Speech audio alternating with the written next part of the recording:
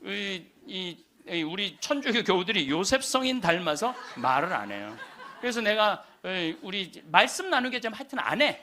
근데 호텔 로비에서 얼마나 근사해요. 갈릴레아 호텔 신앙을 얼마나 간증하고 싶겠어. 아무도 말 안 하는데 70살 먹은 할머니가 손을 번쩍 드는 거예요. 내 말 끝나자마자 자기가 말한다는 거예요.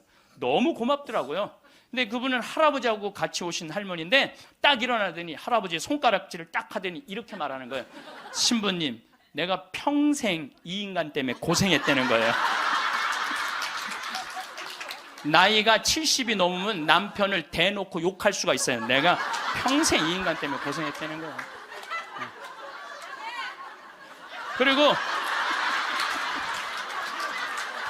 그리고 자기가 자식 셋 키웠는데 70이 됐는데 자기한테 자식들이 고맙다고 말 한마디 안 하고 남편이 그 잘난 반지 목걸이 한번 사준 적이 없다는 거예요. 속에서 우라통이 터지더래요. 내가 그렇게 고생을 해서 자식들을 키우고 남편 뒷바라지를 했는데 나의 고생을 알아주는 사람이 하나도 없더래. 갈비 먹고 싶을 때 와서 갈비 사주는 놈 한 놈도 없다는 거예요. 근데 어느 날 갑자기 내가 방송에서 나오더니 그러더래요. 늙어서 왜 갈비가 먹고 싶으면 자식이 사줘야 되냐. 그지근성을 버려라. 갈비가 먹고 싶으면 내 돈으로 내가 가서 사 먹으면 되지. 그 자식이 사줄 때까지 기다리느냐. 무슨 돈으로 집 잡혀서 사 먹어라. 맨날 자식한테 섭섭하다고 그러지 말고. 그 얘기를 듣는데 이 할머니가 망치로 한 대 맞았대요. 지금 70살 넘은 할머니 할아버지들 중에 갈비가 먹고 싶다고, 여보 우리 갈비 먹고 싶다, 오늘 가서 갈비 사 먹자. 그리고 둘이 갈비집 가서 10만 원이나 된 돈 내면서 갈비 사 먹을 사람들이 얼마나 돼요? 그저 자식이 한번 사줘야지 그냥 한번 먹고 오는 거지. 그 돈 무서워서 벌벌 떨잖아요.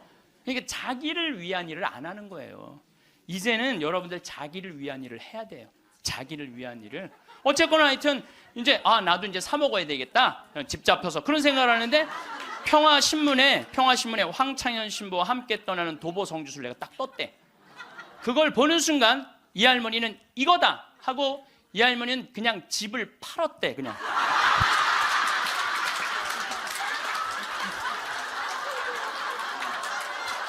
집을 팔았대요. 네. 집을 팔고 1억이 남은 걸 가지고 성주순례를 따라온 거예요. 여동생 부부하고. 근데 왔는데 자기 너무너무 행복하대. 그런데 이 할아버지는 맨날 술만 먹던 할아버지인데 성주순례도 안 따라오려는 걸 억지로 끌고 온 거야. 근데 이 할아버지가 다리도 아프다 뭐도 그러는데 10일 동안 걸으면서 하느님을 만난 거야.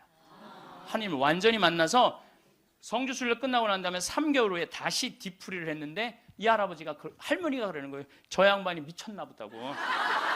왜 그러냐면 그전에는 전화만 하면 술 어서 먹을까 이랬는데 요즘 전화만 하면 성당 나와라, 성당 나가야 된다. 세상에 이렇게 돌아보면 난 웃으면서 죽을 수 있을 것 같아요. 또 작년에는 내가 또 아침마당에도 출연했잖아. 아침마당. 평화방송도 모자라서 아침마당까지.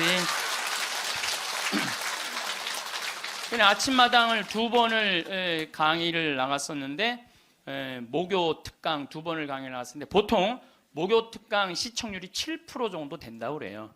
근데 전 2번 다 10.4%가 나왔어요. 이게 뭐 물론 그 3.4%는 우리 천주교 교우들이 봐줘서 올라간 건지 내가 알고 있죠. 천주교 교우들이 봐줘서 올라간 거 알고 있는데 나는 그 목요 특강 하려고 그러면 새벽 4시에 집에서 나와야 돼요. 새벽 4시에 이제 또 눈이 항상 오니까 겨울에 작년에도 마지막 강의 12월 27일인가 나왔는데 그 눈길을 헤치고 와서 이제 딱 가면은요, 여의도에 도착하면은 깜짝 놀랐어요. 여자 둘이서 달겨 들어가고 막 화장을 1시간 동안 하는 거. 화장을 1시간 동안. 평화방송은 생전 화장 안 해주는데 화장을 1시간 동안. 그리고 이제 강의가 끝나고 이제 평창에 집에 들어갔는데 생태마을이 난리가 난 거야. 왜 그런가 했더니 그 강의를 들으면서 실시간 검색어가 1위였대요. 그리고 전국에 우리 교우들이 아니고 일반인들이 전화해갖고 거기 신부님 생태마을 자랑하는데 거기 가보고 싶다고. 근데 할머니 한 분이 성당도 안 다니는 할머니가 전화해갖고 오늘 그 강의한 신부님 어쩜 그렇게 유쾌하고 우리 마음을 잘 아느냐고. 근데 그렇게 유쾌한 신부님이 아직도 전화이 되도록 왜 혼자 사느냐고. 그거 좀 장가 좀 보내라고 그 직원들이. 아니 저를 염려해 주는 게 우리 천주교 교우들만 염려해 주는 게 아니라 성당 안 다니는 할머니도 염려해 주니 이게 얼마나 행복한 신부예요. 그래서 이게 죽을 때 웃으면서 죽을 수 있을 것 같아. 난 정말 행복했다. 오늘도 황창현 신부님의 지혜의 말씀을 통해 여러분의 행복한 노후를 위한 해안을 얻어가시길 바랍니다. 라디오처럼 틀어놓고 들으셔도 됩니다. 영상이 마음에 드신다면 구독과 좋아요 부탁드립니다. 황창현 신부님의 행복 특강 지금 바로 시작하겠습니다. 제가 여러분들한테 지금 죽음 껴안기라는 주제로 강의를 하고 있습니다. 우리가 죽는 게 참 싫은 이유는 두려움 때문에 그렇습니다. 두려움. 막연한 두려움이 있어요. 죽고 난 다음엔 도대체 어떤 세상이 펼쳐질 것인가? 그런데 제가 말씀드렸듯이 죽고 난 다음에 우리는 천당에 가요. 네. 왜 천국에 가느냐면은 이 추운 날 그 눈길을 마다 않고 여기 와서 이렇게 쪼그리고 앉아서 강의 듣겠다고 그러는 여러분들은 슬기로운 처녀들이에요. 네. 기름 종지에 기름이 오늘 또 한 방울 또 모아진 거예요. 네. 그러니까 여러분들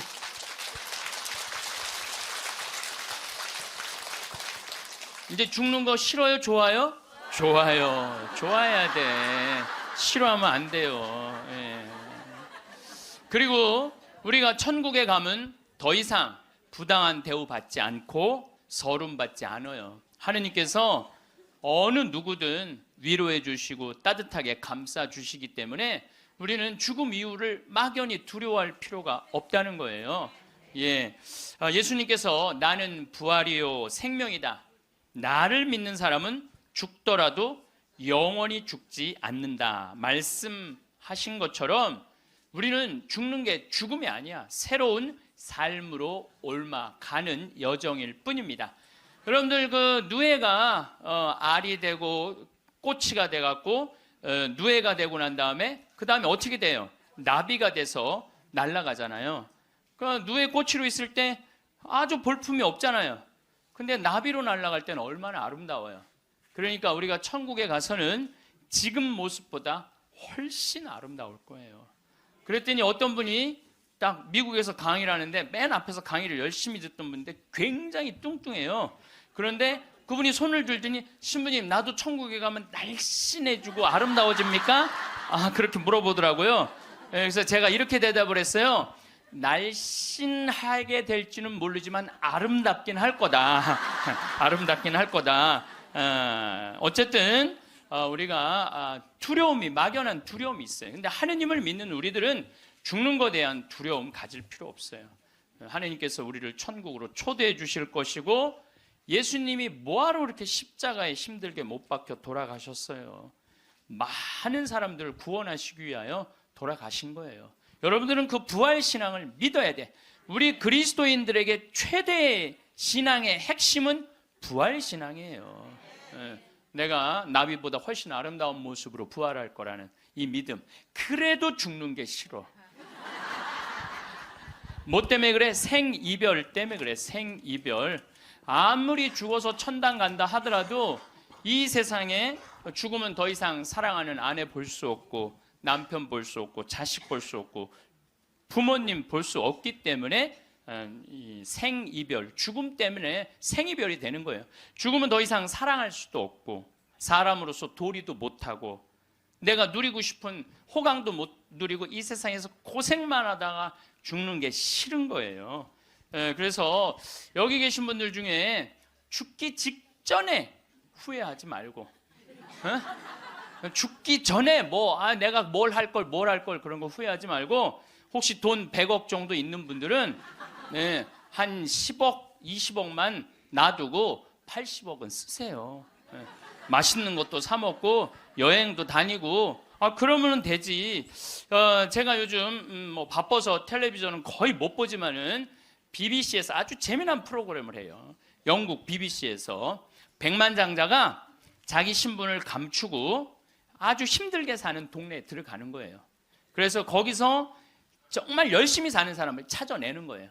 찾아내서 이 사람이 백만장자인데도 불구하고 자기도 가난한 것처럼 해서 그 사람이 정말 열심히 살고 성공할 수 있는 가능성이 있으면은 한 달, 두 달 같이 지내다가 마지막에 깜짝 선물을 해주는 거예요.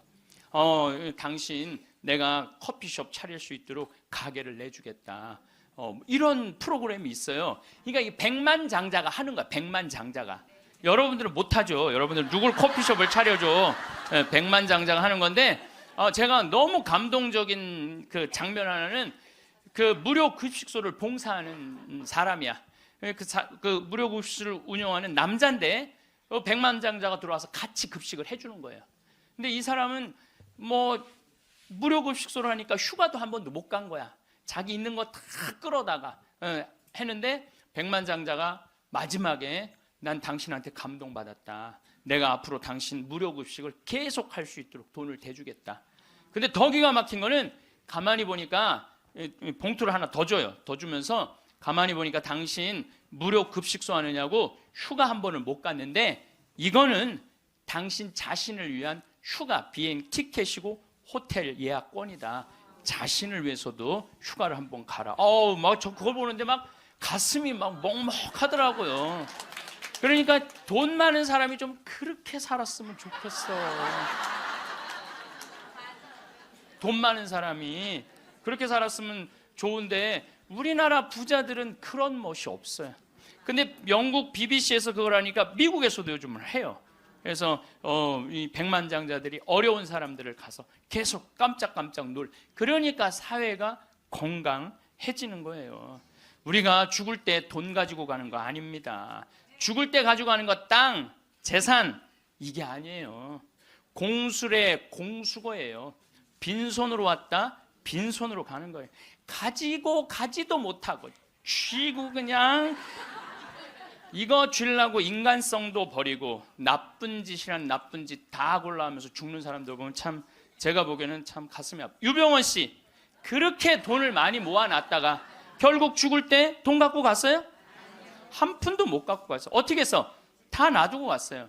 마지막에 뭐 순천 쪽에서 도망 다닐 때 현찰이 8억 6천 우리나라 돈 8억 6천 있고 달러가 16만 달러 1억 6천이 있었대요. 근데 그거 손도 못 댔어요.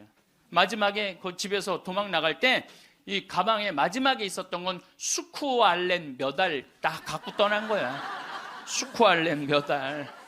여러분들 죽을 때 돈 갖고 떠나는 게 아니에요. 우리가 죽을 때 뭘 갖고 가느냐면은 추억 갖고 떠나는 거. 추억.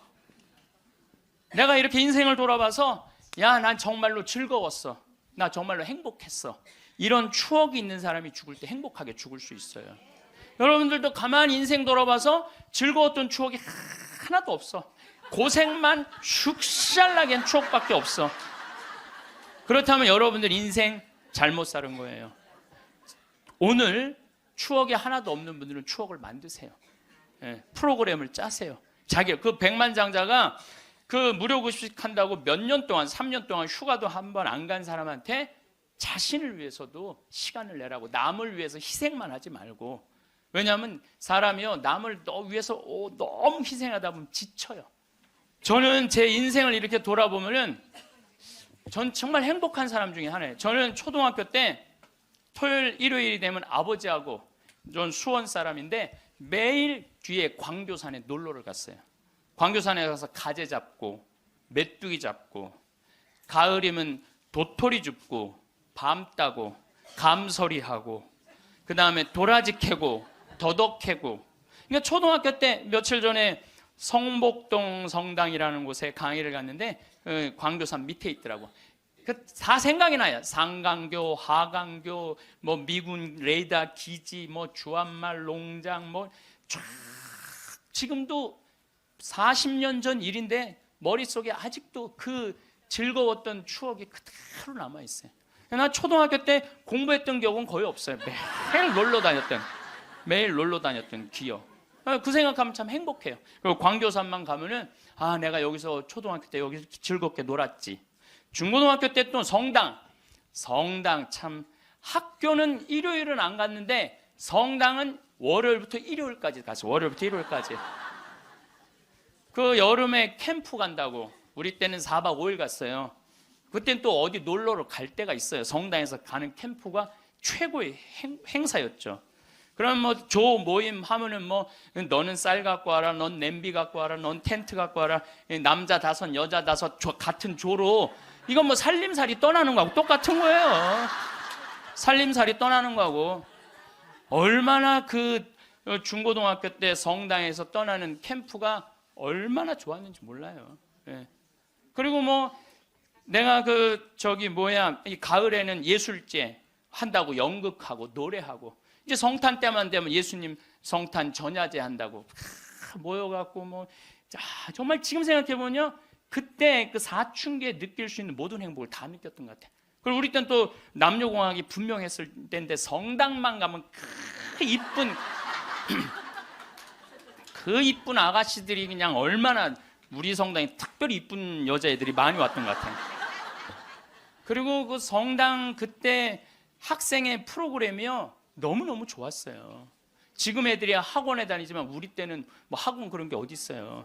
성당 가는 게 유일한, 탁구 치고 성당에서 참 좋았던 것 같아요. 그래서 그때 우리 그 학생의 아이들이 신부가 10명이 됐어요.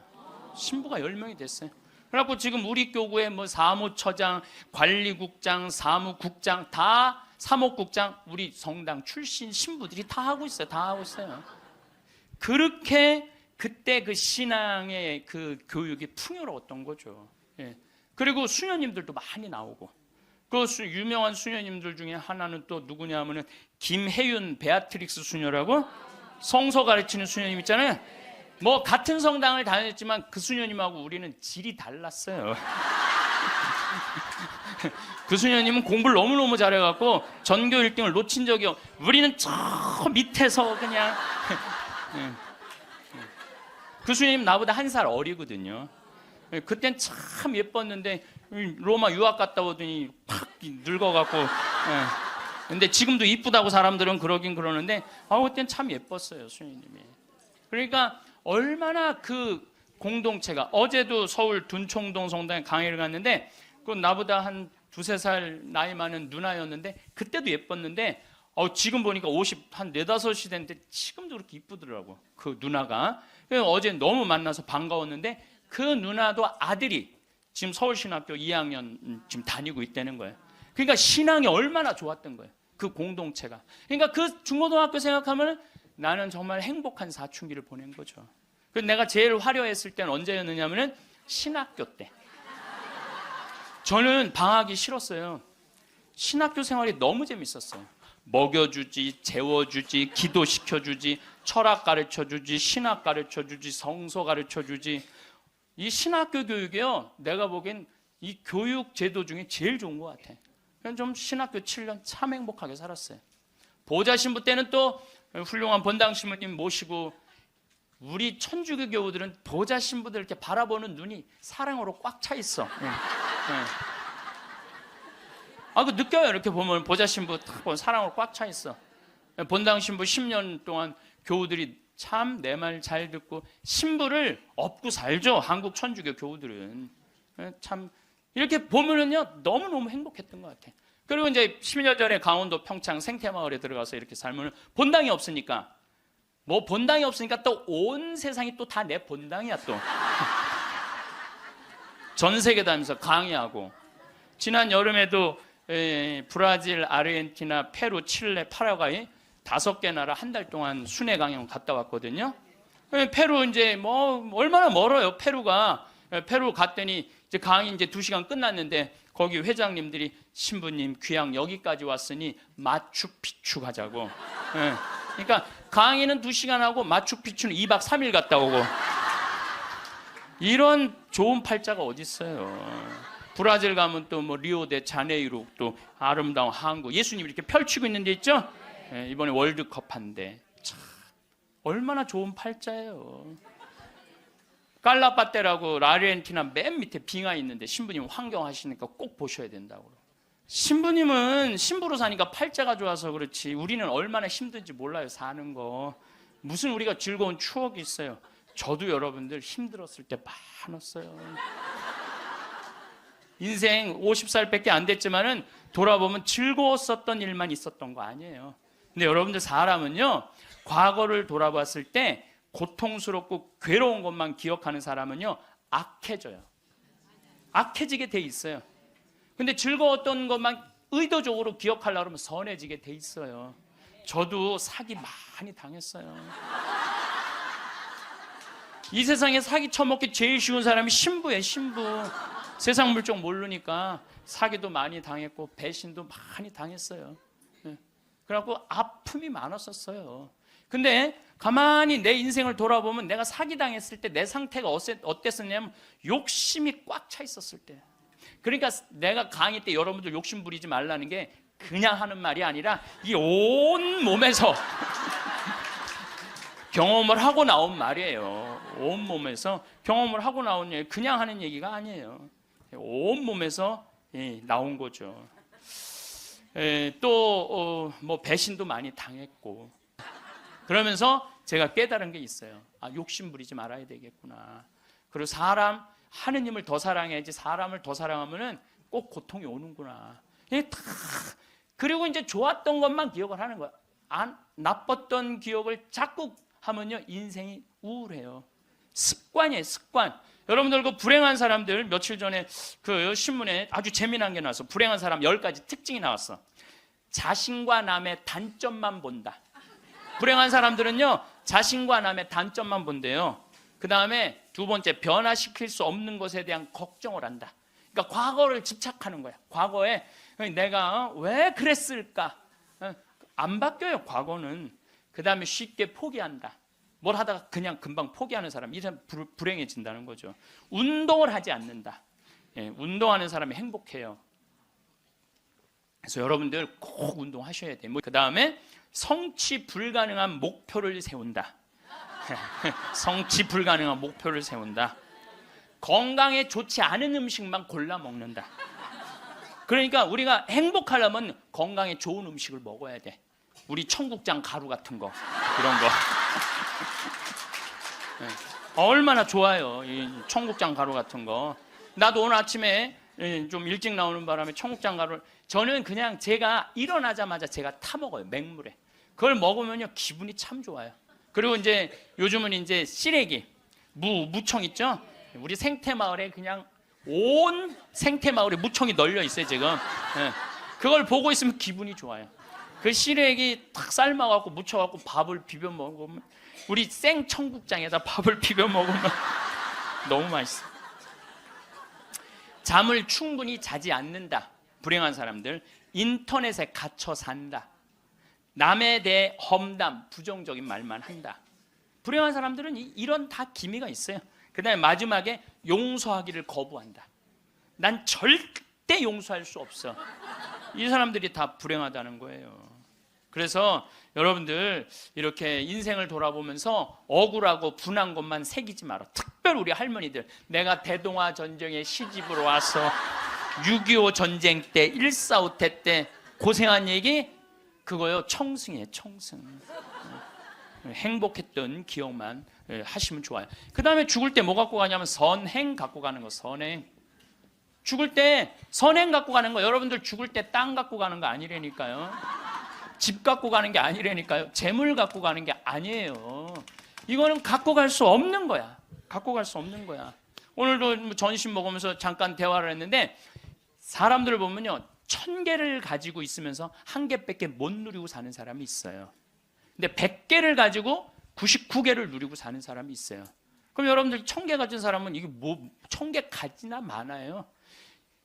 이 사람이 죽을 때 그랬는데, 돈이 너무 많은 사람은 그걸 못 쓰고 죽어서 못 죽는데요. 돈이 너무 많은 사람들은. 그러니까 쓸 수 있을 때 열심히 쓰라는 거예요. 두 번째로는 선행이야. 마태복음 25장에 예수님이 이런 얘기를 합니다. 오른쪽에는 양, 왼쪽에는 염소를 갈라놓고 이런 얘기를 해요. 내 오른쪽에 있는 사람들한테 내 아버지의 복을 받은 이들아, 와서 세상 창조 때부터 너희를 위하여 준비한 나라를 차지하여라. 너희는 내가 굶주렸을 때 먹을 것을 주었고, 내가 목말랐을 때 마실 것을 주었으며, 감옥에 갇혔을 때 찾아주었다. 그럼 의인들이 이렇게 말할 것이다. 주님, 저희가 언제 주님께서 굶주리신 것을 보고 먹을 것을 드렸고 목마르신 것을 보고 마실 것을 드렸습니까?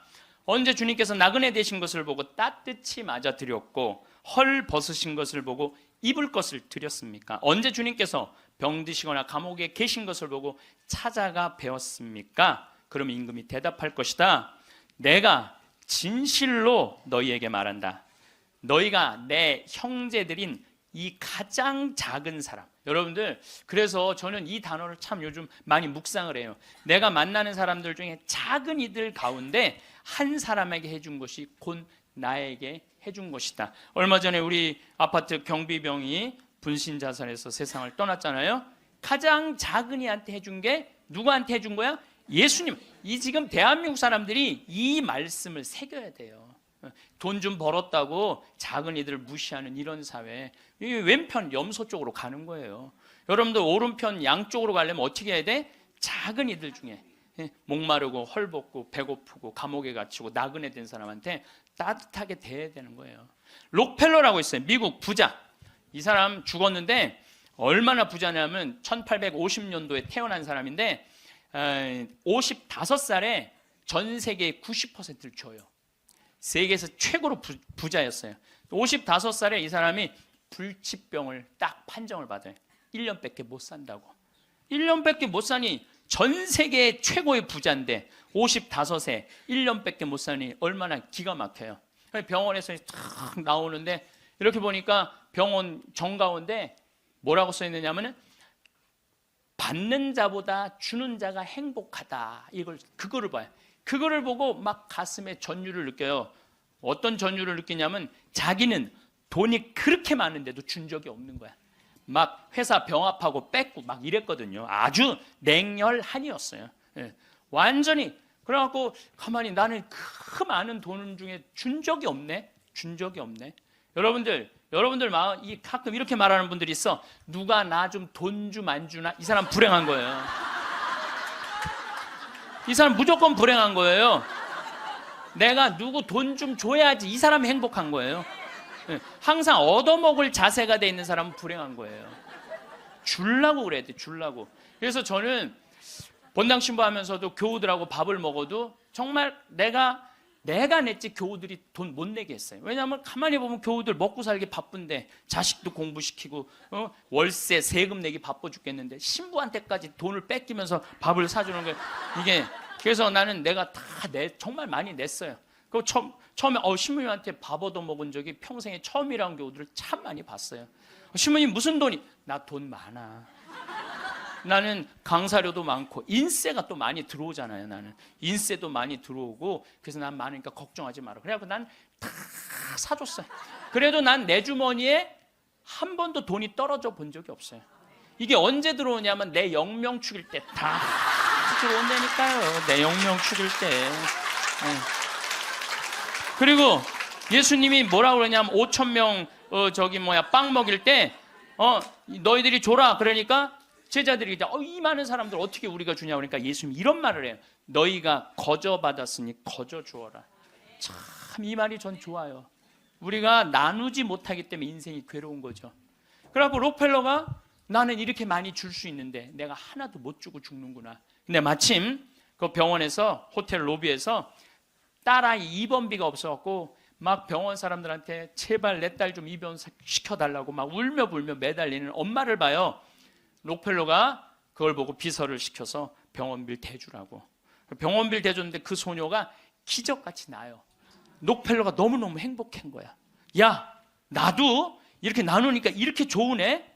내가 남은 1년 동안 나눠야 되겠다. 그래서 막 시카고 대학도 세우고 병원 한 2,000개 세우고 도서관도 세우고 고아원도 세우고 그 남은 시간 동안 돈이 많으니까 엄청나게 나누기 시작을 했어요. 근데 그렇게 나누다 보니까 록펠러가 이 55세 죽는 데는 록펠러가 98까지 나누다 죽었습니다. 98까지 나누다 죽었어요. 그러면서 죽으면서 록펠러가 이런 얘기를 해요. 어떤 얘기를 하느냐면 내가 쉬려고 그랬던 55년은 쫓기고 살았다는 거예요. 인생을. 사람이 가지려고 그럴 때는요, 인생을 쫓기게 돼 있어요. 근데 내가 나누기 시작하면서부터는 내 삶은 기쁨으로 가득 찼다고 그래요. 기쁨으로 가득.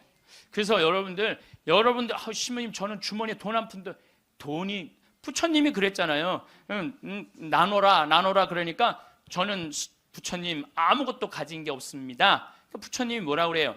왜 네가 가진 게 없냐? 네가 사람들하고 대화할 때 따뜻하게 웃어주는 것도 나누는 거다. 누가 사람이 얘기를 할 때 네가 자세를 낮추고 경청하는 것도 그것도 나누는 거다. 공손한 것도 나누는 거다. 여러분도 꼭 돈으로 나눠야 돼? 아니에요. 마음으로도 얼마든지 우리가 나눌 수가 있는 거예요. 저는 지난 월요일 날 너무너무 놀란 사건이 있었어요. 이게 참 신기해요. 성남에 사는 할머니, 할머니도 나이가 85, 할아버지는 90인데 나한테 40억을 들고 왔어요. 그래갖고 교구청에서 아주 서류를 다 해놨어. 법무사까지 다 와서 다. 그래서 어저께 그러니까 월요일 날 40억을 기증을 받았어요. 할머니가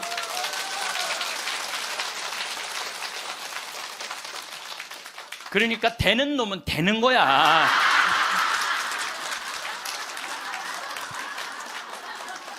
그래서 할머니한테 물어봤어요. 이 많은 돈을 왜 나한테 기증을 하느냐? 그랬더니 신부님 제가 강의를 듣는데 신부님이 잠비아에 농업대학을 세우고 싶다고 그런 게 있는데 대학을 세우는 건 또 내가 저 잠비아 농장 꾸미는 거하고는 또 다르잖아요. 근데 저 신부님이 지금 저렇게 열정적으로 일을 하는데 나는 이제 떠날 날이 얼마 남지 않았는데 근데 그래서 이제 신부님한테 기증을 하기로 했다고. 근데 할아버지가 더 멋있는 거야. 무엇이냐? 나한테 기증서 마지막 서류 등기 다 해갖고 왔어. 그래갖고 근데 지문이 안 나오는 거야. 나이가 많으시니까. 난 또 월요일날 처음 알았어요. 여러분들 좀 기증하려면 조금 젊었을 때 지문 나올 때 하세요. 지문 나올 때. 지문이 안 나오는데 한 10번을 하는데 10번 다 기쁘게 하시더라고요. 근데 할아버지가 이런 말씀을 하세요. 이제야 좀 마음이 홀가분하다고. 그러면서 할아버지가 이런 말씀을 하세요. 그 아프리카에 그 굶는 사람들을 보면 너무 가슴이 아픈데 그냥 빵을 주는 건 큰 의미가 없다는 거예요. 그 빵을 만들 수 있는 사람을 키워내는 일이 더 중요하다는 거예요. 그래서 이제 그걸 이제 받아서 이제 제가 이제 또 숙제가 하나 생겼죠. 근데 신부님 왜 그렇게 좋아하세요? 신부님 주머니에 한 푼도 안 들어가는데. 왜냐하면은 우리 천주교가 그런 건 참 좋아요. 누가 기증을 받아도 내 이름으로 받을 수가 없어. 신부 이름으로. 그러니까 교구청 법인으로 받는 거야. 그러니까 내가 어떻게 해먹으려고 그래도 해먹을 수가 없어.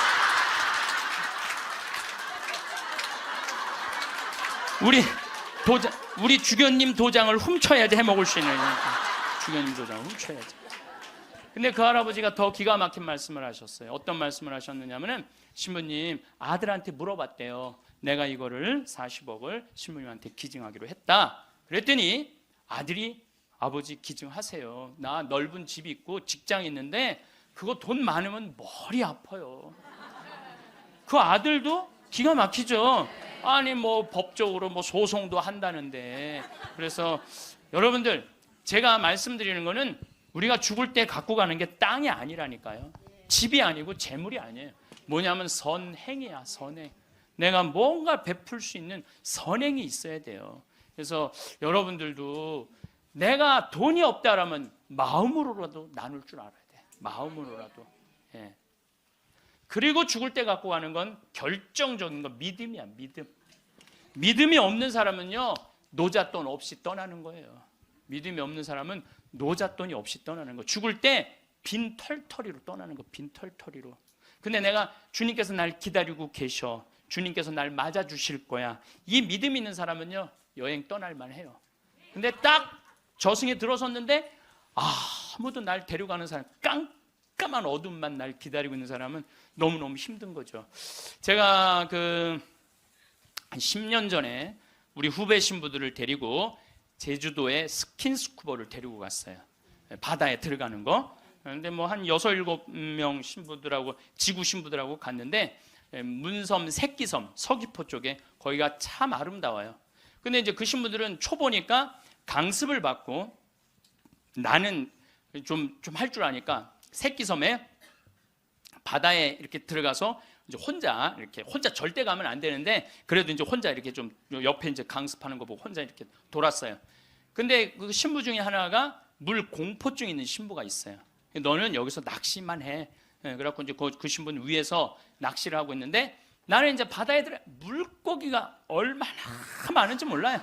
돌돔 하여튼 물고기가 얼굴을 치고 지나갈 정도로 물고기가 많아요. 바다에 들어가 보면은. 그래갖고 이제 한 바퀴 한 30분 이제 다이빙을 하고 나와서 그 후배 신부한테 물어봤어요. 물고기 좀 잡았어? 이 신부가 한다는 얘기가 신부이 한 마리도 없나 봐요. 30분 동안 한 마리도 못 잡았어요. 그러는 거예요. 그 많은 물고기를 두고 그 위에서 낚시하는 사람은 한 마리도 없는 줄 알고 그냥 계속 한 마리도 없다고 투정을 부리더라고요. 신앙생활도 똑같아요. 신앙생활도 내가 하느님을 믿고 하느님 안으로 빠져들면은요, 그 안에는 온 세상이 하느님의 섭리야. 하느님의 손길이고 하느님의 사랑이야. 근데 많은 사람들은 그 물속에 뛰어들지 않아요. 뛰어들지 않고 바깥에서 있는 거야, 없는 거야. 하느님 계신 거야, 안 계신 거야. 이러고 있으니까 잡아요, 못 잡아요? 못 잡아요. 여러분도 오늘도 야 명동에 오늘 그 신부님 강의 간대자 가자. 데리고 올라오는 아유 뭘 가, 니네나 가. 난 나중에 기회 되면 갈게. 그 사람은요 못 잡는 거예요. 물고기를 못 잡는 거예요. 얼마나 하느님 안에 들어가면은 신앙의 보물이 얼마나 많은데. 또 우리 보자 신부님이 그런 얘기를 해요. 보자 신부님이 자기 낚시를 참 좋아해요. 우리 보자 신부님이. 근데 신부님 강론 때 그러더라고요. 보면은 아무리 물고기가 안 나와도 한 자리에서 4시간, 5시간 앉아있으면 결국은 나올 때 되면 밑밥을 뿌리면은 나올 때 되면 엄청나게 나온다는 거예요. 우리 보자 신부님이 우리 조카 며느리 아이가 아기를 가져갖고 잉어를 좀 해달라는 거예요. 가면 막 이렇게 잡아오는 거예요. 어떻게 이렇게 재주가 좋으냐 그러니까 신부님이 한 자리에 계속 있으면 잡는다는 거예요. 한 자리에 계속 있으면은. 근데 자기가 낚시터에 가보면 한 마리도 못 잡아가는 사람이 있대. 어떤 사람이냐면 1시간씩 옮기는 사람. 이 사람은 하나도 못 잡고 가는 거야. 하나도 못 잡고. 그래서 신앙도 꾸준한 사람이, 변함이 없는 사람이 엄청난 보화를 끌어올릴 수 있는 거예요. 그래서 우리 죽을 때는 추억, 선행, 믿음 갖고 가는 거예요. 집 갖고 가는 게 아니라니까요. 어쨌든 내가 지난 2월 달에 이제 성주순례 이제 가서 이제 갈릴레아 호수를 도는데 그 갈릴레아에서 3일을 머물었어요. 갈릴레아가 신앙의 유산이 너무 많아요. 5,000명 먹이신 빵의 기적도 갈릴레아 호수에서 했지. 산상 설교도 갈릴레아에서 했지. 풍랑 걸은 데도 갈릴레아지. 제자들하고 예수님하고 만난 데도 갈릴레아지. 얼마나 많아요. 그러니까 거긴 3일을 머물렀죠. 3일을 머무르고 이제 저녁에 이제 모여갖고 80명 순례자들한테 오늘 느낀 신앙의 감동을 나눔 얘기를 하자고 그랬어요. 근데 참 우리 천주교 신자들은 이상하죠. 말 그렇게 잘하다가도 말씀 나누게 하자 그러면 입을 다물어. 말씀 나누게 하자 그러면. 내가 아는 몇몇 연예인도 있으면 연예인들을 만나고 얘기를 하면 신앙이 너무너무 좋아요. 그런데 방송에만 나가면 절대 말 안 해. 신앙에 대해서. 신기해. 개신교 성도들은 간증하라고 그러면 그냥 뛰어나가고 서로 하려고 그러는데 우리는 그냥 잘 놀다가도 자 지금부터 말씀 나누기 전에 내가 묵상을 했어요. 왜 우리 천주교 교우들이 이렇게 입이 무거운가. 내가 묵상을 했어요. 답을 찾아냈어요. 요셉 성인 닮아서 입이 무거운 거. 요셉 성인 닮아서. 요셉 성인이 참 입이 무거워요. 보면은 아니 장가를 가려고 딱 했는데 마리아가 애를 배 갖고 온 거야. 기가 막히잖아요. 나는 손도 잡은 적이 없는데 그럼 일반 사람이면 뭐라 그럴 거냐. 친구들한테 야 얘기 좀 하자. 야 난 너무 고민이 있어. 아니 마리아가 결혼도 하기 전에 애를 배웠네. 이거 어떻게 하면 좋지? 분명히 이렇게 얘기했을 거예요. 근데 요셉 성인은 아무한테도 말하지 않고 혼자 파혼하기로 혼자만 마음속으로 생각을 해. 우리 천주교 교우들하고 똑같은 거예요. 12살 때 예수님 3일 동안 잃었다가 3일 만에 찾았어. 3일 동안 근데 나는 요셉 성인도 참 대단해요. 내 애도 아니고, 그렇잖아요. 내 애도 아니고 마누라도 내 마누라도 아니야. 사실은 그렇잖아요. 그런데 그 아이하고 그 엄마를 12년 동안 책임졌다는 건요, 보통 사람 아니면 못해요.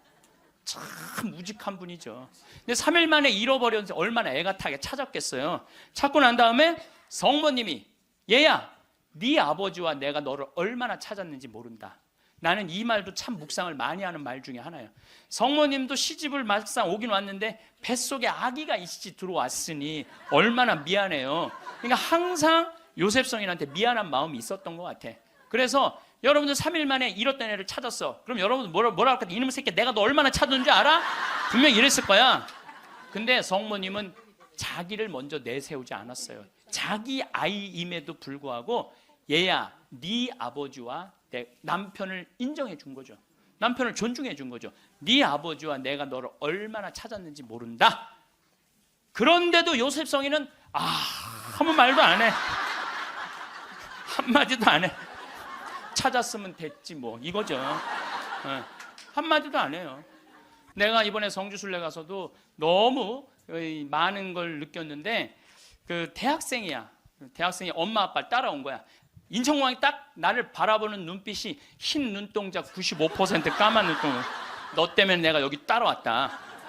근데 이 친구가 성주순례를 하루를 걷더니 이틀을 걷더니 눈빛이 바뀌는 거예요. 그러면서 마지막엔 이 친구가 이런 말을 하더라고요. 신부님, 저는 가슴이 지금 터질 것 같이 행복하다는 거예요. 살아계신 예수님을 만나서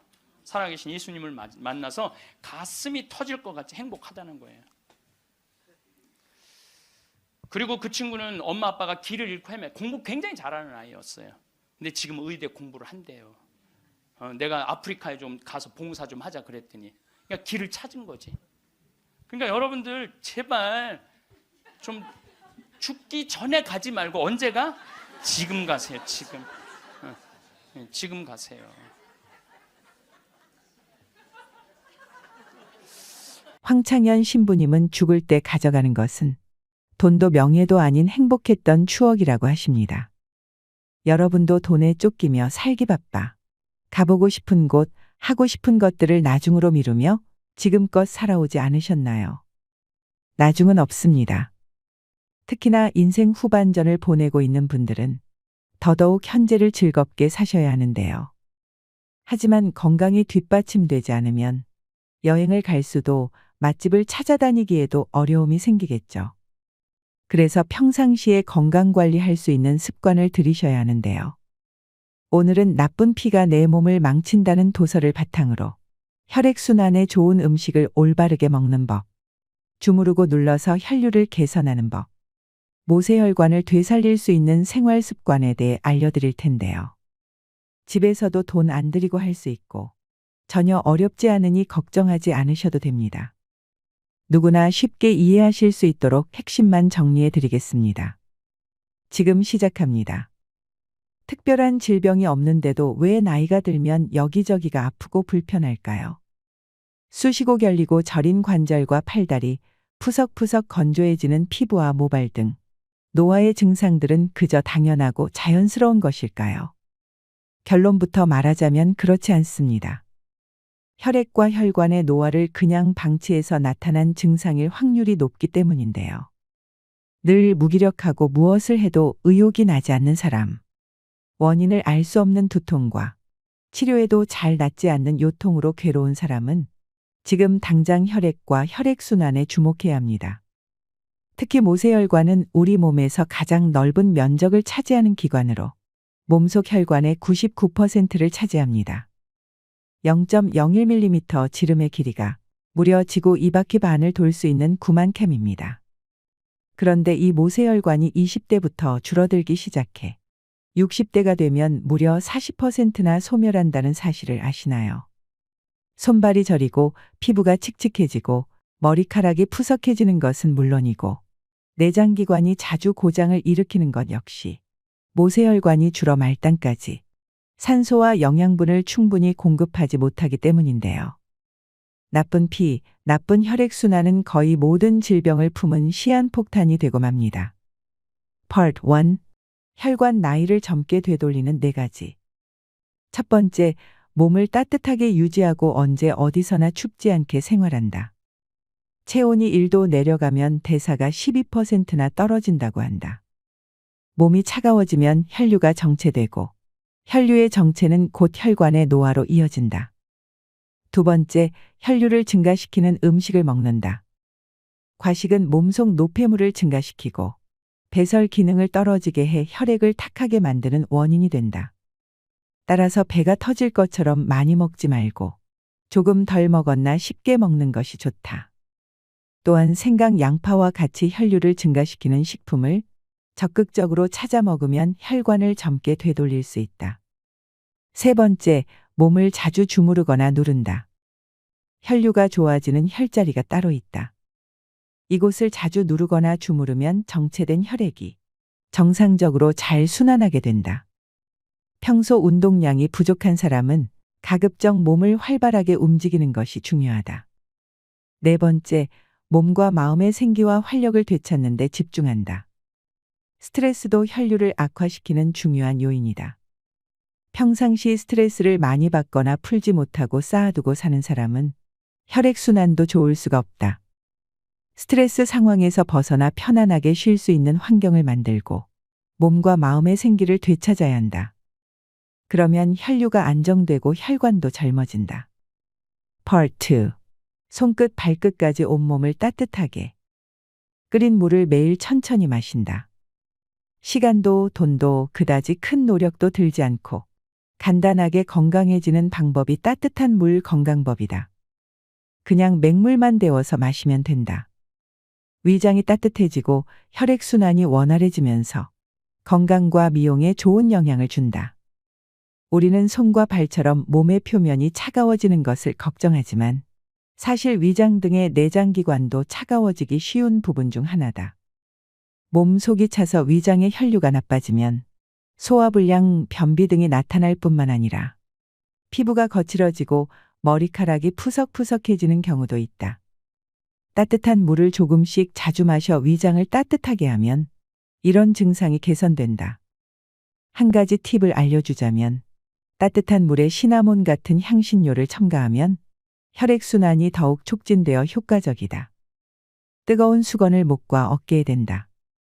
만성적으로 목이나 어깨가 뭉쳐있고 뻐근한 사람들이 많다. 이런 증상은 지압이나 마사지를 받으면 조금 호전된 듯해도 며칠 안가 금세 본래대로 돌아가곤 한다. 이것은 오랜 시간 나쁜 자세로 있어서 부분적으로 혈액순환이 안 좋아진 탓이다. 나쁜 자세로 장시간 책상에 앉아서 일하는 사람은 일상의 생활 습관이 원인이므로 한 달에 한 번 정도 전문가의 시술을 받는다고 해서 증상이 쉽게 개선되지는 않는다. 그것보다 매일 환부를 따뜻하게 하는 습관을 들이는 편이 더 효과적이다. 뜨거운 수건으로 목과 어깨를 자주 따뜻하게 해주면 혈액순환이 좋아지는 것은 물론 경직된 근육이 풀려서 몸과 마음이 편안해진다. 자기 전에 하면 숙면을 돕는 효과도 얻을 수 있다. 꽉 쬐는 옷을 입지 않는다. 중년 여성들은 날씬해 보이기 위해 보정 속옷을 많이 입는다. 스타일을 우선시한 패션이 다 나쁜 것은 아니지만 꽉 쬐는 옷이 나도 모르는 사이에 냉증의 원인이 된다.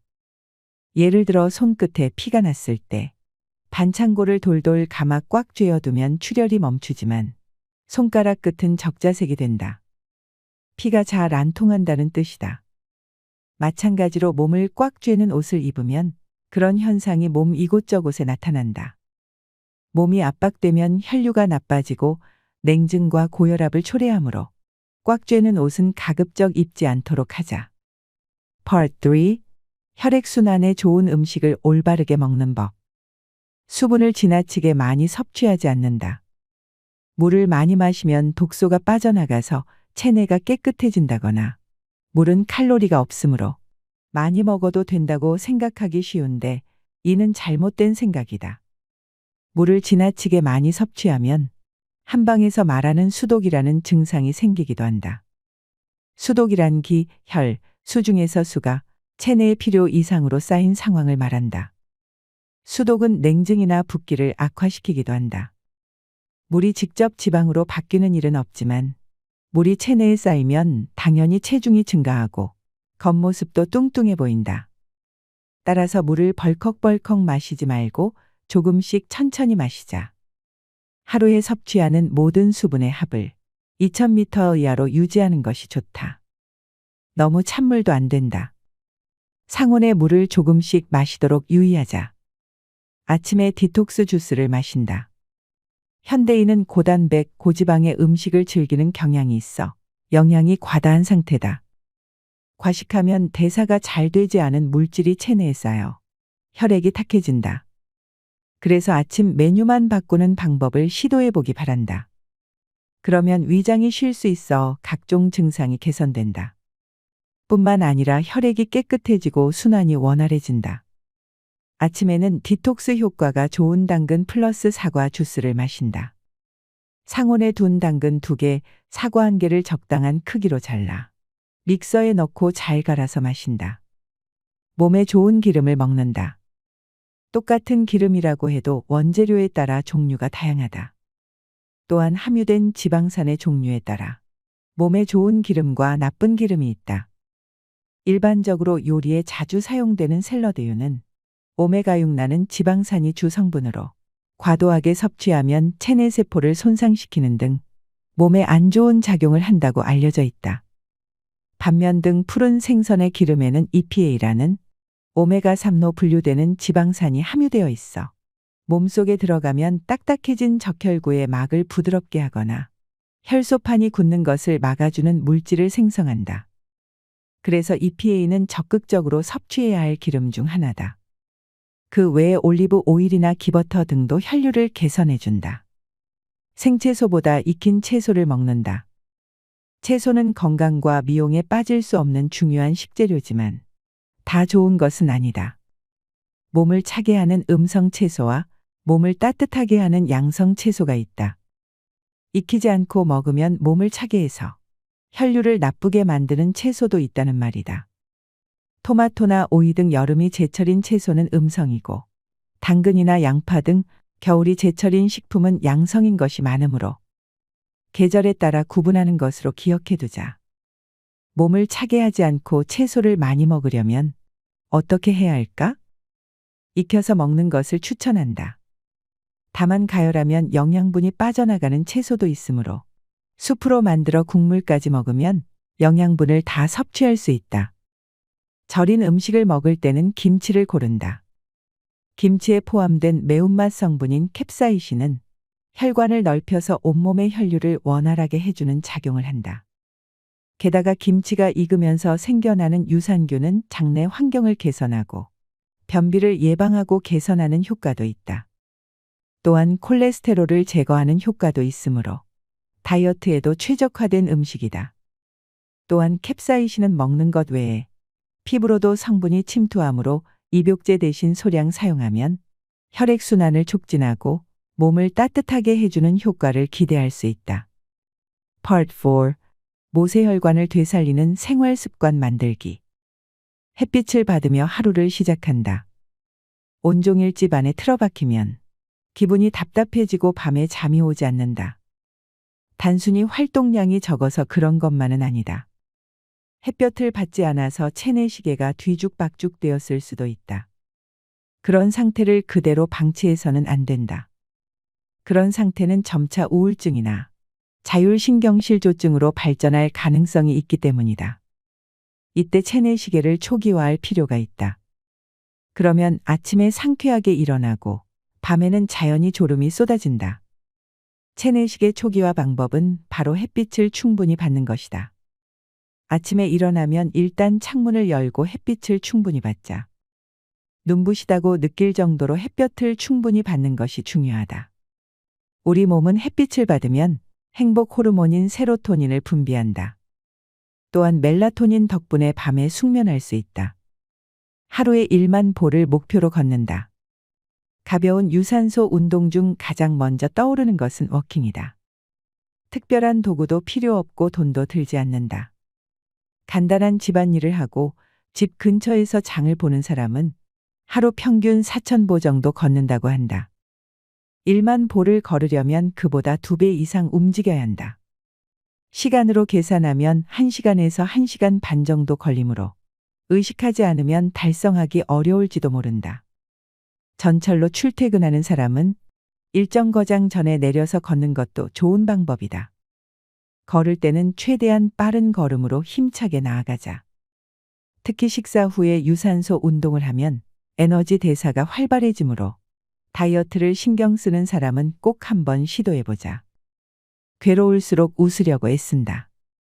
젊은 사람도 하루에 3,000에서 5,000개 정도의 암세포가 생겨난다는 것을 아는가?